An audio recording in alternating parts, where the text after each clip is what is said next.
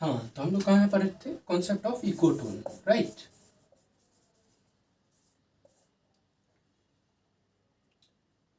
तो जो इकोटोन है, ठीक है, इकोटोन में क्या होता है, जैसे देखो ये एक इकोसिस्टम है और ये एक इकोसिस्टम है, राइट।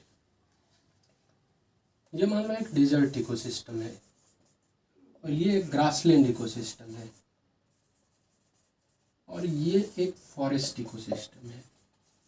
हो सकता है ऐसा कि एक मान लो ये राजस्थान का एक डेजर्ट है, फिर उसके बाद एक छोटा सा ग्रासलैंड है और उसके बाद एक गिर फॉरेस्ट है, ठीक है। तो ये तीनों जो है एक इकोसिस्टम हो गए। अब ये जो ओवरलैपिंग एरिया होता है, यहाँ पर जो ये एरिया होता है, इसको बोलते हैं इकोटोन, ठीक है। जैसे मान लो एक जोन से जब दूसरे जोन में ट्रांसफ़र हो रहे हैं, तो जो ये बीच का एरिया है, ठीक है, the overlapping area between two ecosystem, ये इकोसिस्टम 1, ये इकोसिस्टम 2, ये इकोसिस्टम 3, तो इसके बीच में जो होता है ये इकोटोन होता है, ठीक है। और यहाँ पे सबसे ज़्यादा स्पीसीज डाइवर्सिटी होता है, यहाँ पर सबसे ज़्यादा स्पीसीज डाइवर्सिटी होता है। उसका कारण क्या है? देखो स्पीसीज डाइवर्सिटी यहाँ पे क्यों होगा ज़्यादा, क्योंकि जो central part of the desert है वहाँ पे सबसे ज़्यादा प्रॉब्लम्स होगा, सबसे ज़्यादा पानी की कमी होगी, ठीक है, वाटर क्राइसिस होगा, फूड क्राइसिस होगा, ठीक है। तो लोग क्या करेंगे, आके फ्रिंजेस पे रहेंगे। जैसे अब ग्रासलैंड इकोसिस्टम में क्या प्रॉब्लम रहेगा कि देखो जो ग्रासलैंड इकोसिस्टम है सेंटर में, यहाँ पे ह्यूमंस भी हैं, यहाँ पे मान लो जो एनिमल्स हैं वो भी हैं, तो यहाँ पे कॉन्फ्लिक्ट ज़्यादा होगा, ठीक है, इंट्रैक्शन ज़्यादा होगा तो कॉन्फ्लिक्ट ज़्यादा होगा। तो ये क्या करेंगे, ये एज पे आके रहेंगे, ठीक है। तो इस कारण से जो एज होता है, ये जो एज होता है यहाँ पे स्पीसीज डाइवर्सिटी ज़्यादा होती है, बायोडाइवर्सिटी में मतलब यहाँ पे ज़्यादा होती है। इसी को बोला गया है एज इफेक्ट, ठीक है। ये एज इफेक्ट तुमको ट्रांजिशन जहाँ भी होगा, ट्रांजिशन जोन्स में ये एज इफेक्ट देखा जाता है, ये साइंटिस्ट ने ऑब्जर्व किया है। ये तुम्हें याद रखना है इसी तरह से कि इकोटोन कहाँ होगा, on the fringes of the ecosystem, okay, from one ecosystem to other ecosystem, okay, right. और यहाँ पे क्या होता है, एक्चुअली इंटरमिक्सिंग होता है और एक्सचेंजेज होता है। एवरी इकोसिस्टम है different kind of food and animals, so you can find that. then concept of decay is like, जैसे मान लो कि ये हमारा दिल्ली है, right, this is Delhi.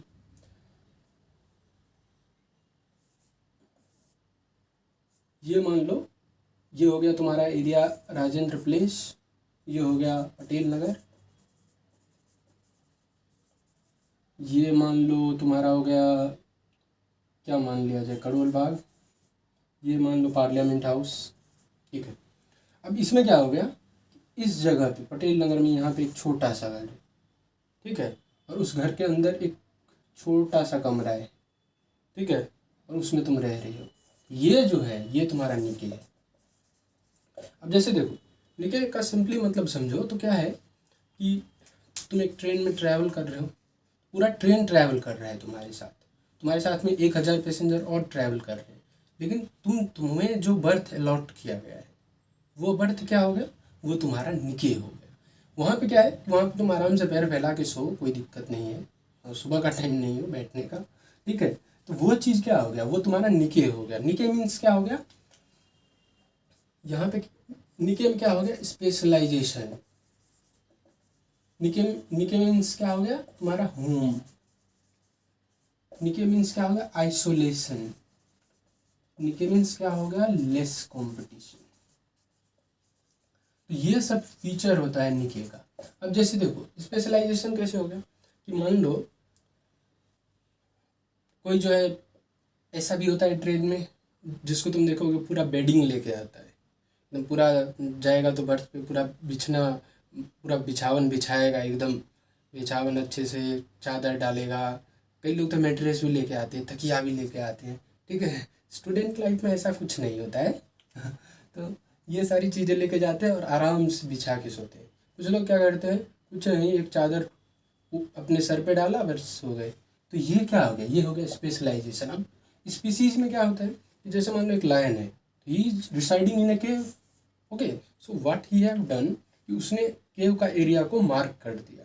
Generally जो एरिया मार्किंग के लिए क्या करते हैं लायंस वगैरह, यूरिन का यूज करते हैं, ठीक है। उसने यूरिन का यूज करके अपना एरिया मार्क कर दिया कि this is my area, no one can enter this. वो उसका स्पेशलाइज्ड एरिया हो गया जहाँ कोई नहीं, वो उसका एक तरह से घर हो गया, वहाँ का इकोसिस्टम। अब जैसे देखो इस निके में एक और चीज़ होता है स्पेशलाइजेशन। जैसे मान लो कि किसी को गर्मी लग रही है या ठंडी लग रही है, अभी ठंडी का टाइम है, तो क्या होता है कि किसी को ज़्यादा ठंड लगती है, मुझे भी ज़्यादा ठंड लगती है, तो जहाँ लोग एक स्वेटर पहनते हैं मैं 2 स्वेटर पहनता हूँ, ठीक है। तो ये क्या है, ये मेरा निके है कि मुझे जो है इतना ठंड लग रहा है तो मैं उस हिसाब से ज़्यादा पहन लूँ, ठीक है। ये स्पेशलाइजेशन, ये होम भी हो गया। आइसोलेशन कैसे हो गया, जैसे देखो कि मान लो फूड चॉइसेस है, ठीक है। जैसे किसी लायन को डियर ज़्यादा पसंद आ रहा है, वो डियर खा रहा है, किसी को बफेलो ज़्यादा पसंद आ रहा है, वो बफेलो खा रहा है, ठीक है। ह्यूमंस में है, किसी को वेज फूड पसंद आ रहा है, वेजिटेरियन हो गया, नॉन वेज फूड पसंद आ रहा है, नॉन वेजिटेरियन हो गया। इसमें रंग भेद भाव जो करते हैं ना, वो बेवकूफ़ लोग हैं कि ये मत खाओ वो मत खाओ। अरे जो खाना है खाओ ना, भगवान ने बनाया है, भगवान ने कहीं रोका है क्या तुम्हें खाने से कुछ? अगर ऐसा रोका है तो ठीक है। अब जब एक्सेप्टेबल, सबको अपना एक्सेप्टेंस होना चाहिए, ठीक है ना, ऐसा किसी पे भी ज़बरदस्ती नहीं चढ़ने का, ठीक है। आइसोलेशन, फिर कंपटीशन कम हो रहा है। अब जैसे देखो मान लो कि you are living in a hostel, जहाँ पे एक कॉमन किचन है, कॉमन मेस है, वहाँ पे खाना मिल रहा है, तो तुम्हारे पास कोई चॉइस नहीं है, ठीक है। या तुम कहीं किसी कॉम्पिटिटिव एग्जाम में बैठे हो, वहाँ तुम्हारे पास कोई चॉइस नहीं है, लेकिन तुम अपने घर में बैठे हो, तुम्हारे पास चॉइस ही चॉइस है, जो खाना है वो खाओ अपने हिसाब से, जैसे रहना है वैसे रहो, ठीक है। अपने घर में अब मान लो कि someone is working in office, right, so he और she don't have a choice, he have to do a work for her living. But if he is doing his own business, he is an entrepreneur, he have some boutique kind of thing, some shop kind of thing, so he have a choice either to go or to not go, okay. So that kind of thing is reducing the competition.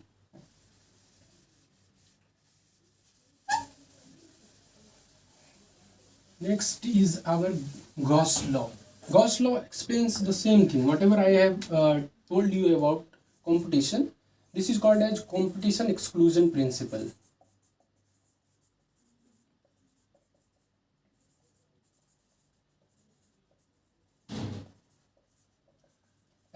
It was explained by Gauss, but previously it was seen by Darwin.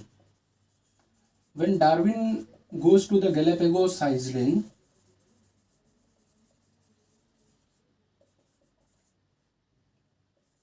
whatever I am saying you and writing, everything is important.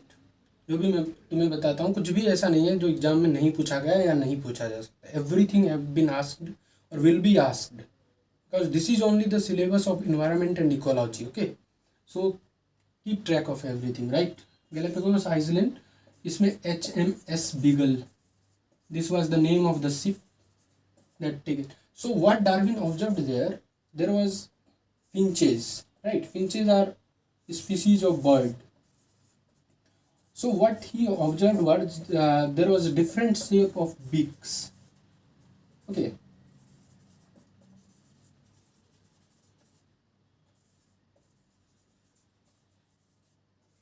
Different beak shapes, and beak shapes were different because of their food habit, okay. Some were eating on insects, some were on fruit,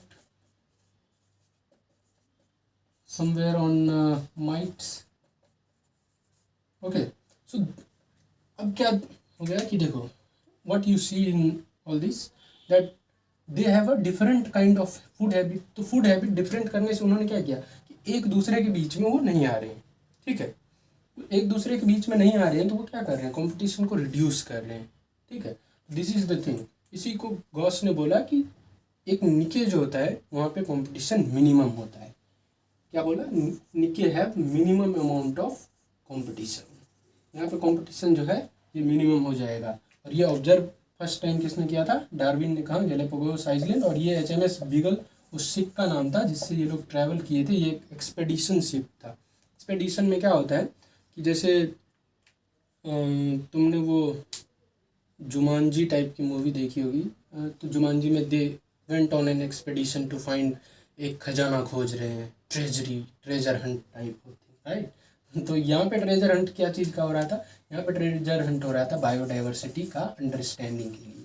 पहले scientist भी ऐसा ही करते थे, they went to different kind of islands and different continents to see that how they are living, how they have evolved, what are the sequence of evolution. To understand all these things, what they used to do, they used to do the expeditions. Okay, तो इस तरह से जो चीज़ों की खोज होती है ना, उसमें यही एक्सपेडिशंस वगैरह ये चीज़ें करनी पड़ती है। तो this is the part. Okay, तो ये गॉस लॉ हो गया।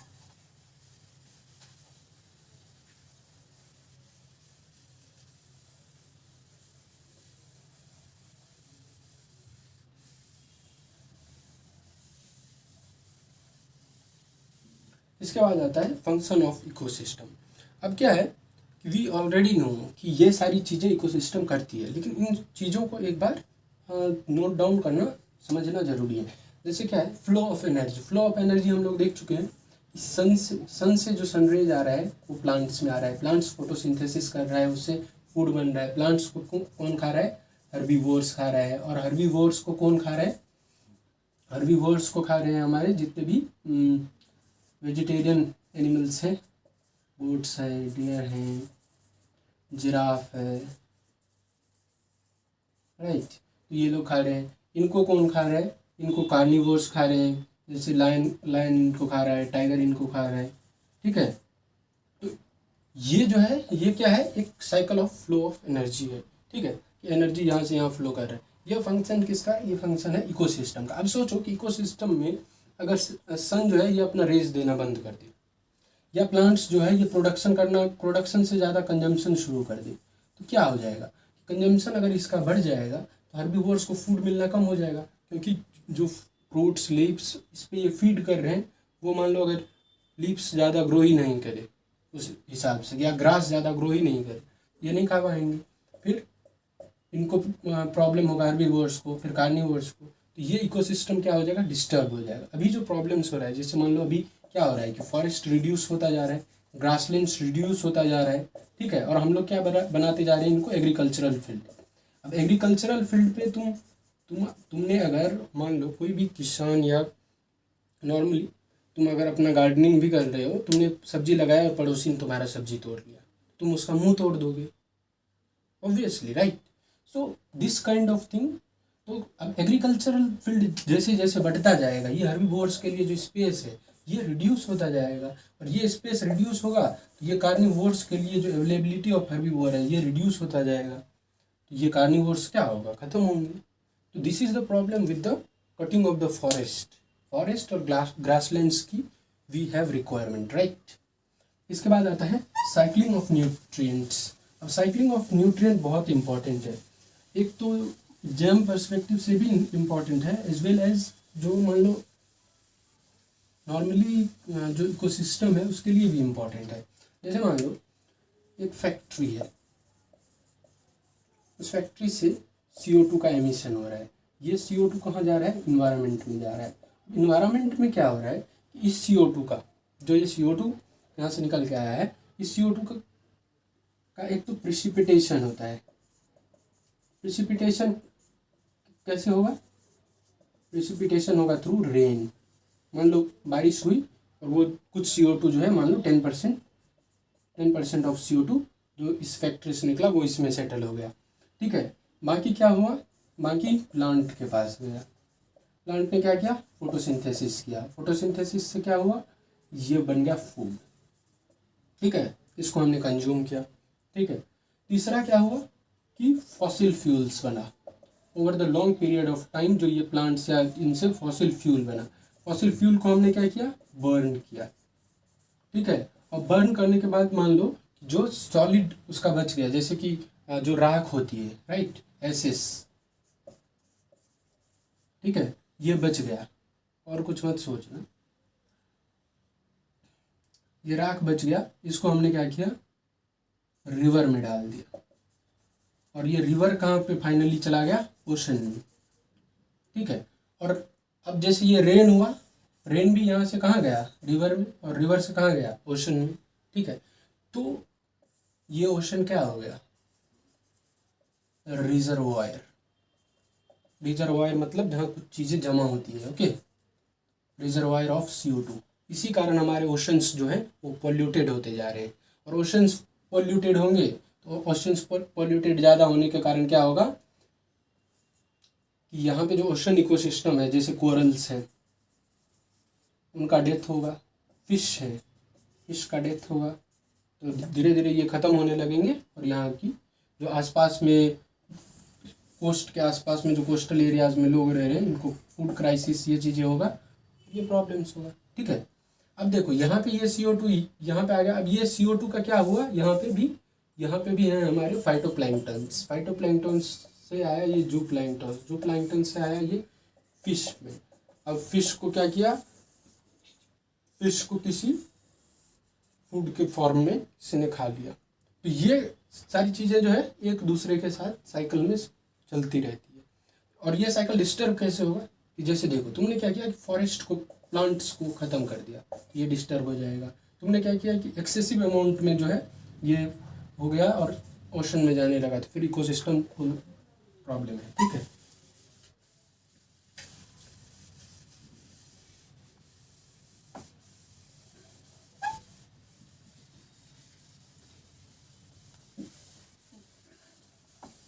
अब इसके बाद ऐसे ही हर चीज़ का साइक्लिंग है, जैसे ऑक्सीजन का है। अब देखो ऑक्सीजन प्राइमरीली कौन प्रोड्यूस कर रहे हैं, जो फोटोसिंथेसिस करने वाले हैं, जैसे एल्गी प्राइमरीली और प्लांट्स, ठीक है। अब ये ऑक्सीजन यहाँ से कहाँ पे आएगा, ये ऑक्सीजन आएगा यहाँ से ह्यूमन और एनिमल्स में। दोनों बात एक ही है, ठीक है, हम लोग भी एनिमल्स ही हैं, बस उन लोगों से थोड़ा ज़्यादा एडवांस हैं, ज़्यादा सोच सकते हैं और ज़्यादा इन्वायरमेंट को हार्म कर सकते हैं, ये हमारे साथ एडवांटेज है। वो किसी भी एनिमल को तुमने ऐसा नहीं देखा होगा एक्सेप्ट ह्यूमन, कोई भी एनिमल ऐसा नहीं होता है जो कि भूख लगी है एक खाने की और 4 लेके रख रहे हैं। किसी सुना है कि कभी किसी लायन ने 4 डियर को मार के रख लिया कि एक आज खाऊंगा बाकी 3 दिन खाऊंगा। तो हम लोगों का जो ग्रीडी नेचर है उस कारण हम लोग क्या कर रहे हैं, जो नेचर हमारे अराउंड है उसको डिस्ट्रॉय कर रहे हैं, ठीक है। तो ये ह्यूमंस में गया, ह्यूमंस में क्या होगा कि ये इसके मेटाबॉलिज्म में कम आया, मेटाबॉलिज्म से फिर क्या होगा, एक्सक्रीटरी प्रोडक्ट जनरेट होगा, ठीक है। इस एक्सक्रीटरी प्रोडक्ट पे जो मान लो बैक्टीरियाज हैं वो एक्ट करेंगे, ठीक है। इस बैक्टीरियाज ने इसको ब्रेक करके इसको पायरुवेट या पायरुवेट से फिर ग्लूकोज के फॉर्म में फिर इनका मेटाबॉलिज्म होगा, इससे फिर क्या बनेगा, CO2 बनेगा। CO2 फिर कहाँ जाएगा, यहाँ से प्लांट में जाएगा, और प्लांट में फिर क्या होगा, फोटोसिंथेसिस होगा, और फोटोसिंथेसिस होके फिर से ये O2 बन जाएगा। ये साइकिल जो है ये चलता रहता है हर न्यूट्रिएंट का। ऐसे ही नाइट्रोजन का है, नाइट्रोजन क्या होता है, प्राइमरीली प्लांट यूज करता है, ठीक है, प्लांट्स यूज करते हैं, क्योंकि इसमें क्या है, अमीनो एसिड्स है, अमीनो एसिड से क्या बनते हैं, प्रोटीन बनते हैं। प्लांट्स को इनकी ज़रूरत है, फिर प्लांट्स से हमने खा लिया, ह्यूमन में आ गया, ह्यूमन में फिर एक्सक्रीटरी प्रोडक्ट में ये निकला, एक्सक्रीटरी प्रोडक्ट को फिर बैक्टीरिया ने डाइजेस्ट किया, बैक्टीरिया से फिर जो डीनाइट्रीफाइंग बैक्टीरियाज है या नाइट्रोजन फिक्सिंग बैक्टीरियाज हैं वो फिर से ये नाइट्रोजन वापस। तो एवरीथिंग नेचर ने हर चीज़ को ऐसे बनाया कि उसमें सब कुछ साइकिल होते रहता है। हम लोग क्या कर रहे हैं कि प्लांट्स को अगर काट रहे हैं, या अब कुछ लोग सोचते हैं कि सब कुछ को सैनिटाइज कर दो, अरे सारे बैक्टीरियाज मर जाएंगे तो भी प्रॉब्लम हो जाएगा। अब तुम सोचो कि जितना भी गार्बेज होता है, इतना जो बड़ा बड़ा पहाड़ हो चुका है गार्बेजेस का, दिल्ली के आउटस्कर्ट्स पे बहुत सारे पहाड़ देखेंगे, हर सिटी के आउटस्कर्ट्स पे इनको डिग्रेड करता है कौन, इनको डिग्रेड करता है बैक्टीरियाज। जितने भी माइक्रोब्स हैं, अगर माइक्रोब्स खत्म हो जाए ना तो हमारी दुनिया में सिर्फ जो है गार्बेजेज ही बचेंगे, क्योंकि तुम्हें पता नहीं है हर दिन करीब 1 बिलियन टन, वो सिर्फ जो है हमारे देश में सिर्फ 1 बिलियन टन रोज कचरा इकट्ठा होता है। तो तुम सोचो ना, फूड वेस्ट होता है पर कैपिटा एक लोग एक साल में 50 किलो फूड वेस्ट जनरेट करते हैं इंडिया में। तुम सोचो कि 130 करोड़ लोग गुना 50 किलो कर, उनको डाइजेस्ट कौन करता है, ये बैक्टीरिया, ये माइक्रोब्स, इनका यही इंपॉर्टेंस है और यही बहुत इंपॉर्टेंट रोल है इनका, ठीक है।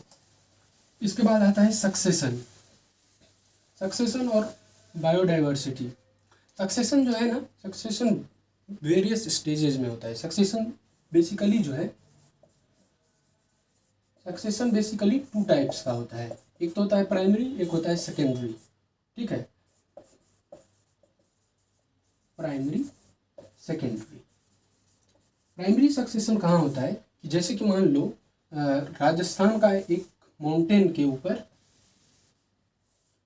ऊपर सक्सेशन हो रहा है, जहाँ पे एकदम बेयर माउंटेन है, कहीं कुछ नहीं है। यहाँ पे जो सक्सेशन होगा ये होगा प्राइमरी, मतलब पहली बार जो चीज़ हो रहा है। और सेकेंडरी में क्या होता है, जैसे मान लो एक फॉरेस्ट था, ऑस्ट्रेलिया का एक फॉरेस्ट था, ऑस्ट्रेलिया में बुश फायर्स बहुत ज़्यादा होते हैं, वहाँ पे जो है आग लग गई और ये पूरा फॉरेस्ट डिस्ट्रॉय हो गया आग में। ठीक है, और यहाँ पे अब वापस से जो है छोटे छोटे प्लांट्स आएंगे, फिर ग्रीन ट्री थोड़ा जो है बढ़ते बढ़ते बढ़ते बढ़ते ये सेकेंडरी सक्सेशन जो होता है ये फास्ट होता है। ठीक है, और ये कहाँ पर होता है, जहाँ पे ऑलरेडी कुछ एग्जिस्टिंग था, already something was there. Okay, there it is taking place, and primary is taking place at somewhere there is nothing before. Okay, only a bare rock is there. Okay, so let's see what happens in the succession. Succession have various stages. What we are calling that is a series. That are called serial stages. Okay, many series are there. So जैसे अगर water में हो रहा है, if that is taking place in the water, it is called hydroserie. If that is taking place in some place where desert kind of place, so it's xeroserie. Okay, तो ऐसा ही इसमें होता है। अब क्या हो गया कि जैसे मान लो एक रॉक है, ठीक है, यहाँ पर, या एक मान लो मार्स है, ठीक, मार्सी प्लेस है। यहाँ पे क्या हो गया कि कुछ भी नहीं है, यहाँ पे सिर्फ मार्सी प्लेस है, पानी है, यहाँ पे बेयर रॉक है, यहाँ पे एक लाइकेन आया। ठीक है, अब वो लाइकेन्स जो होता है ये क्या करता है, ये एसिड सिक्रेट करता है। तो धीरे धीरे क्या होगा, ये जो रॉक है इसका सरफेस धीरे धीरे रफ होने लगेगा। ठीक है, फिर इनमें जो है वेरियस इसका स्टेजेस होता है, उसके थ्रू ये सक्सेशन होता है, और फाइनली एक जो है क्लाइमेक्स स्टेज बनता है। तो सबसे पहले इसको बोलते हैं, फर्स्ट स्टेज को बोलते हैं न्यूडेशन। ठीक है, means there is nothing, that is nude. Okay, एकदम नंगा प्लेस है, राइट। और इस न्यूडेशन में क्या हो गया, यहाँ पे क्या आएंगे, लाइकेन्स आएंगे, लाइकेन्स एंड मॉसेस। ठीक है, लाइकेन्स क्या है, एल्गी प्लस फंगस। कई बार पूछा जा चुका है, एल्गी एंड फंगस के कॉम्बिनेशन को क्या बोलते हैं, लाइकेन्स। ठीक है, यहाँ पे पहला स्टेज जो हो गया वो हमारा क्या हो गया, न्यूडेशन। ठीक है, अब इसके आगे जो है हम लोग सेकंड स्टेज में पहुंचेंगे। ठीक है, अब सेकंड स्टेज में क्या होगा, यहाँ पे न्यूडेशन।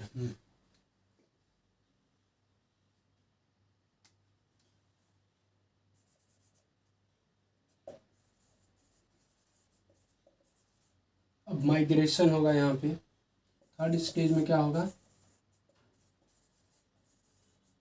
बायोलॉजिकल इसेसिस। फोर्थ स्टेज में क्या होगा,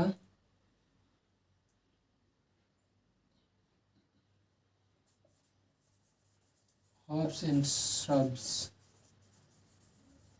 फिफ्थ स्टेज में क्या होगा, फॉरेस्ट।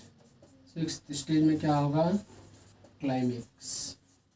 ठीक है, तो इसमें क्या होगा कि सबसे पहले कुछ भी नहीं था, न्यूडेशन, इसके बाद lichens and mosses, migration, biological ecesis, जो दूसरे स्पीसीज है वो धीरे धीरे सॉइल वगैरह बन गया, तो वो दूसरे स्पीसीज, वहाँ पे मान लो कोई बर्ड फ्लाई करते हुए जा रहा है और वहाँ पे गिर गया कुछ, ठीक है, सीड वगैरह, तो यहाँ पे सीड आ गया। ठीक है, तो यहाँ पे हर्ब्स और श्रब्स सबसे पहले। हर्ब्स किसको बोलते हैं, घास फूस। ठीक है, और श्रब्स जो झाड़ होते हैं ना, छोटे छोटे झाड़ होते हैं, जो कई जगह पे होता है ना कि ये छोटे छोटे जंगल होते हैं, तो ये वाले प्लांट्स बनेंगे। फिर क्या आएगा, फॉरेस्ट स्टेज आएगा कि बड़े प्लांट्स थोड़े बन जाएंगे। फिर क्या आएगा कि अब जब बड़े प्लांट्स बन जाएंगे तो यहाँ फूड के लिए कंपटीशन होगा, लाइट के लिए कंपटीशन होगा, तो यहाँ पे वही सर्वाइव करेगा जो फिटेस्ट होगा इस क्लाइमेट के लिए, तो क्लाइमेक्स कम्युनिटी बन जाएगा। ठीक है, ये प्रोसेस है पूरा सक्सेशन का। ठीक है, एनसीईआरटी में बहुत अच्छे से दे रखा है, एक डायग्राम भी है, वो मैं इस वीडियो में ही लगा दूंगा, आप लोग एक बार देख लेना। मैं सारे स्टेजेस जो है सीरियली वो एक्सप्लेन्ड है अच्छे से। ठीक है, बाकी एक टॉपिक बचा है बायोडाइवर्सिटी का, वो मुझे लगता है कि थोड़ा लेंदी है। अब ये बात तो आपको समझ में आ गया कि बायोडाइवर्सिटी को कैसे जो है इकोसिस्टम मेंटेन करता है। ठीक है, बायोडाइवर्सिटी में बाकी जो चीज़ें हैं वो हम लोग आगे सब्सिक्वेंटली पढ़ेंगे, तो बायोडाइवर्सिटी बहुत समझ में आ जाएगा। वैसे बायोडाइवर्सिटी में एक बात है कि जितने ज़्यादा नंबर ऑफ स्पीसीज़ होते हैं उतना ही बायोडाइवर्सिटी, उतना ही डाइवर्सिटी के लिए अच्छा होता है कि वो स्पीसीज़ का सर्वाइवल उतना ही अच्छा रहेगा। जैसे कि राइस होता है, तो उससे क्या होता है कि अब जितने ज़्यादा स्पीसीज़ हैं वो एक एरिया वाइज, अब जैसे मान लो कि राइस तुम्हें बिहार में भी हो रहा है, असम में भी हो रहा है, केरला में भी हो रहा है, ठीक है, और उत्तराखंड में भी हो रहा है।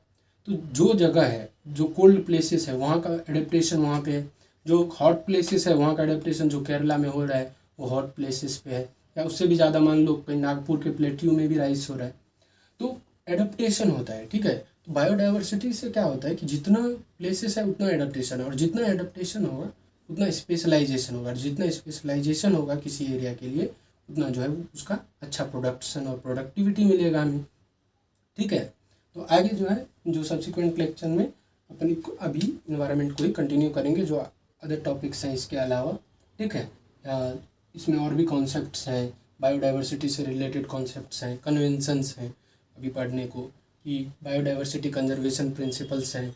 जैसे मान लो एक principal wild life protection act है, ठीक है, उसके बाद है तुमको इन्वायरमेंटल प्रोटेक्शन एक्ट्स है। तो ये सारी चीज़ें जो है धीरे धीरे जब 1970s में एक्चुअली क्या हुआ कि हम लोगों ने रियलाइज़ करना शुरू किया कि हम लोगों ने इन्वायरमेंट को कितना नुकसान पहुंचाया ओवर द टाइम, और 1970s के बाद हम लोगों ने ये रियलाइजेशन होने के बाद हम लोगों ने इसको रिवर्स करने का स्टार्ट किया प्रोसेस। ठीक है, तो अभी इट हैव बीन 50 ईयर्स, लेकिन चैलेंज ये है कि एक तो हमें डेवलपमेंट भी चाहिए और दूसरा हमें इन्वायरमेंट को भी बचाना है।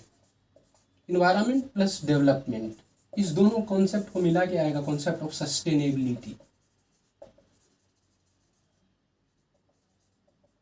जैसे सस्टेनेबल डेवलपमेंट गोल्स जो SDGs हैं हमारे, वो इसी बेस पे बना है कि इन्वायरमेंट का भी प्रोटेक्शन करना है और डेवलपमेंट भी करना है। ठीक है, वो चीज़ें हम पढ़ेंगे कि ये कॉन्सेप्ट्स कैसे इवॉल्व हुए इस बारे में। तो we will be continuing these lectures. Okay, thank you so much, keep sharing, keep watching, and thank you so much for all your love. I think you people should spread these things to others also, so that they can also watch and get benefit from it. Okay, and एक क्या है कि environment का एक basic understanding हर किसी को होना चाहिए, ताकि जो हम लोगों को खुद के लिए सिर्फ नहीं सोचना चाहिए। अगर आज आप ये सोच रहे हो कि नहीं हमारे टाइम पे तो सब अच्छा है, आपके बच्चों का क्या होगा? When I think about it, I think about the people who will be living after us. Okay, that is very important. जो हमारे लिए छोड़ के गए, जो हमारे पीछे जो लोग थे, उन्होंने अगर कुछ ख़राब किया है हमारे लिए, तो हमें अगर हम ख़राब ही कंटिन्यू करते रहेंगे तो ख़राब ही होता रहेगा हर चीज़। मेक एफर्ट्स, ओके, कि तुम अपने लेवल पे अगर एक छोटा सा एफर्ट करो कि मान लो, वैसे हमें लगता है कि ये चीज़ें चेंज नहीं कर सकती, लेकिन ये चीज़ें चेंज ब्रिंग कर सकती है। अगर तुम कहीं जा रहे हो, कहीं से कुछ सामान खरीद रहे हो और तुम्हें एक पन्नी को, सिर्फ एक पॉलीथीन को तुमने रिफ्यूज़ किया, तो तुमने एक इन्वायरमेंट का बहुत इंपॉर्टेंट पोर्शन को ये किया। बहुत लोगों को समझ में नहीं आता है कि एक पन्नी रिफ्यूज़ करने से क्या होगा। अब मैं तुम्हें एक छोटा सा बात है, हम लोग कर ही लेते हैं कि जैसे मान लो ये एक लैंड है, ठीक है, अब तुमने सोचो कि एक पन्नी करके 1 लाख पॉलीथीन तुमने, अगर 1 लाख लोग, तुमने बोला कि नहीं मुझे नहीं चाहिए भैया पॉलीथीन मत दो, आप सामान दे दो, I can keep it in my bag, ठीक है, नहीं तो इस टाइप का देखो this kind of cloth bags you can carry with your self. ठीक है, तो ये चीज़ें हैं इन्वायरमेंट को। अब देखो एक पॉलीथीन है ना, राइट, ये पीस ऑफ लैंड है, मान लो कि यहाँ पे 10 पॉलीथीन्स है। अब क्या है, इसके लेयर्स हैं लैंड के। अब यहाँ पे पहले लेयर में आके पॉलीथीन बैठ गया, यहाँ पे अगर प्लांट लगा भी दोगे तो ये ग्रो नहीं करेगा, फार्मर्स को नुकसान होगा। इस पॉलीथीन में बहुत सारे मटेरियल्स होते हैं जो कि हार्मफुल होते हैं, टॉक्सिक होते हैं, ठीक है, हार्मफुल टॉक्सिक मटेरियल्स हैं। वो टॉक्सिन्स कहाँ जा रहे हैं, वो टॉक्सिन्स जा रहे हैं ग्राउंड वाटर में, और उसी ग्राउंड वाटर को तुम वापस निकाल के पी रहे हो, ठीक है, तो तुम्हें डिजीज होगा, इससे कैंसर तक हो सकता है। इतना खतरनाक होते हैं ये पॉलीथीन। जितना घटिया क्वालिटी का पॉलीथीन जितना भी शॉप्स वगैरह पे मिलता है तो सब घटिया क्वालिटी का पॉलीथीन है, क्योंकि उनको क्या है, उनको अपना प्रॉफिट मैक्सिमाइज करना है, तो वो तो जाते हैं कि भैया सबसे सस्ती वाली पॉलीथीन दे दो, हमें क्या मतलब है। तो refuse it and use it, there is no harm in using this. You are protecting environment, you are protecting people. Okay, तो I think change can be bought, but we need to change first ourselves. Gandhi ji ने कहा है ना, if you want to change in the world, first bring a change in yourself. हो सकता है किसी का हर बात सही नहीं हो, लेकिन किसी का हर बात गलत भी नहीं हो सकता है, ठीक है। चलो, थैंक यू सो मच।